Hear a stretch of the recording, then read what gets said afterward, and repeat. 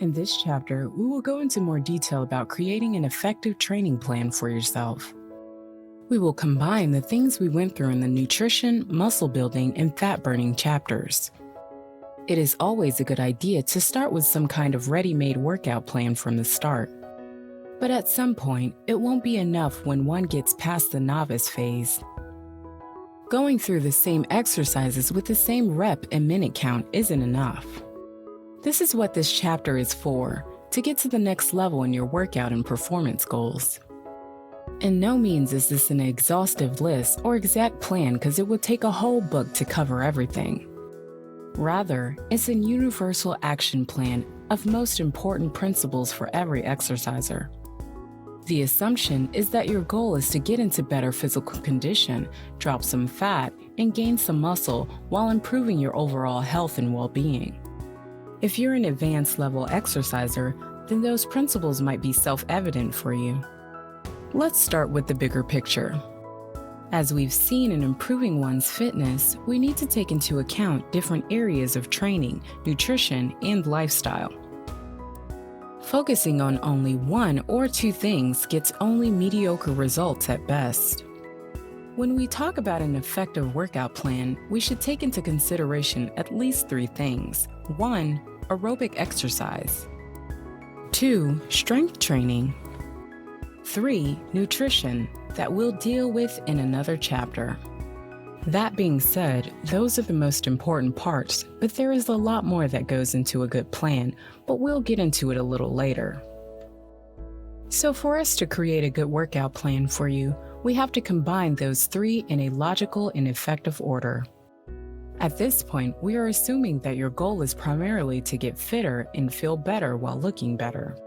The first thing you need to plan is how often and how long will you be working out. It should be at least 2 times a week and not more than 7 times a week. Naturally, the more often you work out, the shorter your workouts need to be. It is recommended that you have shorter workouts more often than long workouts farther apart. Let's say you start working out at home without any equipment. In this scenario, it will be fine to do a 10-minute whole body bodyweight routine every day or every other day and 10 to 20-minute aerobic training the same way. But rather than counting the minutes, it's more important how much you get done. The point of a good strength training plan is to work your whole body equally.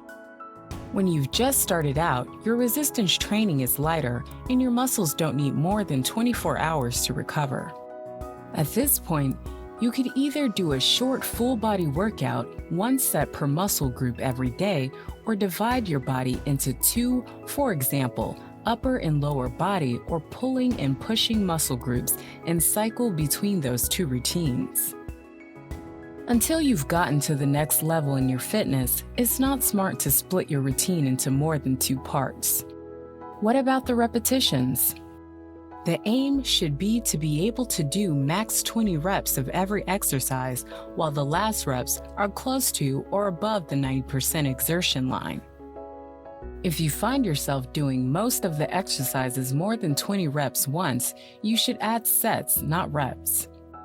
Rather, do 3 sets of push-ups for 20 reps, 18 reps, and 15 reps with 60 seconds apart, then just the first set for 30 reps. At this stage, your workout might look something like this. This is not an actual plan for you to use, but a simplified example. Day 1, 3 sets of max 20 reps, squats, lunges, hip raises, and side lunges.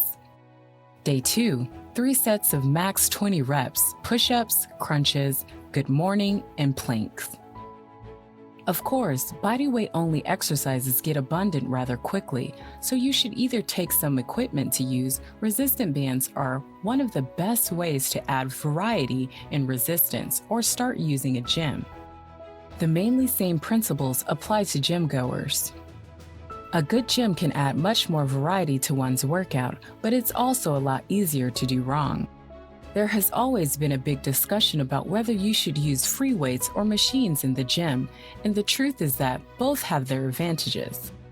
For example, free weights usually exert a larger part of your body at the same time, so-called multi-joint movements, but at the same time, the injury risk is also higher if you don't have your technique down right.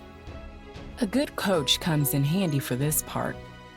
Machines, on the other hand, are much easier to do correctly, but their effectiveness is lower due to the smaller amount of muscle tissue that they work. Without going into more detail, you should probably incorporate both into your routine, starting with free weight and/or multi-joint movements and finish with machines. When you can do 5 to 6 exercises, 3 to 4 sets in one workout, and start to feel that you aren't improving anymore, it is time to add more challenge to your routine. There are many ways to do that, but the most obvious one, especially for a novice, is to split your workout into 3 parts. For that, there are also many ways. The most common ones are upper body pushing muscles, upper body pulling muscles, and lower legs, or chest, back, shoulders, arms, legs, abs. At some point during this progression, your reps should go down to 8 to 15 sets, or even lower depending on the exercise. Aim for 8 to 10 for larger movements like squats and deadlifts, and a little higher like 8 to 15 reps for smaller movements like bicep curls. You'll manage with a 3-split plan perfectly fine for years, which doesn't mean that you shouldn't change the routine every now and then. Remember, the goal is to always progressively add resistance. So at no point should you stay stagnant for longer periods of time unless you have a specific cause, for example, recovering from injury or overtraining. At one point, you should have a 3-split strength training routine with 8 to 15 reps a set, 2 to 4 sets in an exercise, and 4 to 8 exercises in a workout. Take into account that this is a very rough estimation. Your specific plan might differ from those numbers. Thus far, we've covered strength training, but what about the aerobic training? From the viewpoint of technical details, it isn't as complex as strength training for an average exerciser. Still, the principles remain the same. When you start out with the aerobic training, you should mostly invest into the length of your workout, like we've discussed in the aerobic training chapter. When you're not in good shape yet, you don't want to overexert your nervous system, but slowly introduce it to larger amounts of work. Just like our muscle makeup, our aerobic capacity differs from person to person. So it's harder to give exact numbers for you to follow. But as for a general rule, when you are starting out, you should aim for 50 to 65% heart rate max. For most people, it's equivalent to a faster pace of walking. You should start out with 2 to 3 hours of aerobic training a week, unless you're in decent shape from the start. Most enthusiastic dieters and exercisers make the mistake of overusing the aerobic training to get the weight down faster. More often, it leads to the overexertion of the nervous system and the disbalance of the hormonal system, which will in fact hinder the dropping of weight. You should stay in that zone for at least as long as you've gotten your weekly hours up to 5. At this point, you should start to add the intensity. You should start to incorporate intervals of 60 to 75% heart rate max into your workout. At the start, it could be something like this. Previously, 1 hour of walking, now 10-minute walking, 10-minute light jogging, 15-minute walking. You don't have to stop the lower intensity training, but you should turn more and more of it into higher intensity training while listening to the signals of your body, of course, to avoid overtraining. The progressive improvement of your aerobic performance takes time. You should plan ahead 3 to 6 months at a time. Getting from out of shape to in decent aerobic shape takes 3 to 6 months at least. Don't rush it. At some point, you might feel that even the higher intensity aerobic workout doesn't challenge you enough, or the workout length stretches too long. At this point, it is smart to start high-intensity interval training, not to replace all your aerobic workout, but to replace 1 or 2 sessions per week. All right, how does all of this fit together? How do you use this knowledge to make a workout plan and calendar for yourself? When you're first starting out, it doesn't make sense to plan ahead for more than 3 months without a specific reason. You should plan the next 3 months ahead, 1 week at a time. The main questions you have to ask yourself are, how many hours a week do I have for working out? How often can I work out? How many minutes can I work out at one time? What goals do I have for the next 3 months? Do I prioritize strength or aerobic workout, or do I balance those? It is recommended that in the novice phase, until 6 months of working out for most, you shouldn't stretch your workouts longer than 1 hour. Whether you are doing strength and aerobic in the same workout or separately, either method is fine. Whether you are doing 3 strength workouts and 2 aerobic workouts a week, for an example, or do 25 minutes of strength training followed by 35 minutes aerobic training. Once again, those are just random examples. There are endless possible combinations. For most exercisers, it's the easiest to do both on the same day. As a general rule, you should do the strength workout first, followed by aerobic training.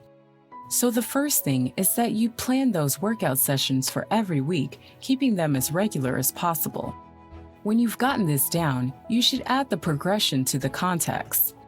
For strength, it might not show in the plan at all. When you start out, you can follow the same gym workout plan for the longer periods at a time without the need to mix it up very often. The thing that changes is the resistance and weights. It's another thing for the body weight workout that we discussed above. As for aerobic training, you should incorporate the progression into the plan from the start. Here's what an example plan could look like. Oftentimes, life happens and it turns out you aren't able to follow your plan or you have to adjust it. That's not a problem. Rather, it's a necessity because nothing ever goes 100% according to the plan. Be willing to adjust fast, but don't make compromises that stop you from achieving your goals. Always stick to the core plan. Details are adjustable. This was a very brief overview of making an effective workout plan. There are so many more things that go into it, but it's important that you now have gotten the main principles. You'll learn the rest on the way. Try to absorb information from different sources. Test out different things. If you have a coach, that's fine, but if you don't, then ask for help from more experienced exercisers that you can really trust because of the amount of false information out there.